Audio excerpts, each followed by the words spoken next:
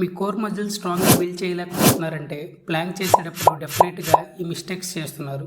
Planck అంటే just floor పైన బాడీని ఎల్బోస్ అండ్ హీల్స్తో హోల్డ్ చేయడం కాదు.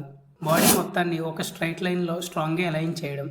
హిప్స్ కిందకి సాగ్ చేయడం వల్ల లోయర్ బ్యాక్పై ప్రెషర్ పడి పెయిన్ వచ్చే ఛాన్స్ ఉంటుంది. కాబట్టి కోర్ టైట్గా పెట్టి బాడీని స్ట్రైట్గా ఉంచాలి. హిప్స్ ఎక్కువ పైకి లేపి ఇన్వర్టెడ్ వీ పోస్ట్ చేస్తే ప్లాంక్ ఎఫెక్ట్ మొత్తం తగ్గిపోతుంది. సో హిప్స్ని షోల్డర్ లెవెల్లో బ్యాలెన్స్ చేస్తూ గ్లూట్స్ని స్క్వీజ్ చేయాలి. ప్లాంక్ చేసేటప్పుడు ముందుకు చూడడం వల్ల నెక్ స్ట్రెయిన్ అవుతుంది. కాబట్టి సింపుల్గా ఫ్లోర్ వైపు చూస్తూ నెక్ని స్పైన్తో అలైన్ చేయాలి. ఎల్బోస్ బిఫోర్ షోల్డర్ పెట్టడం వల్ల షోల్డర్ ఇంజరీ అవుతుంది. సో ఎల్బోస్ కరెక్ట్గా షోల్డర్స్ కింద 90 డిగ్రీ యాంగిల్లో ఉంటే స్టెబిలిటీ పర్ఫెక్ట్గా ఉంటుంది. ఈ స్మాల్ కరెక్షన్స్ చాలా సింపుల్ అనిపించవచ్చు, కానీ రిజల్ట్స్లో చాలా బిగ్ డిఫరెన్స్ క్రియేట్ చేస్తాయి.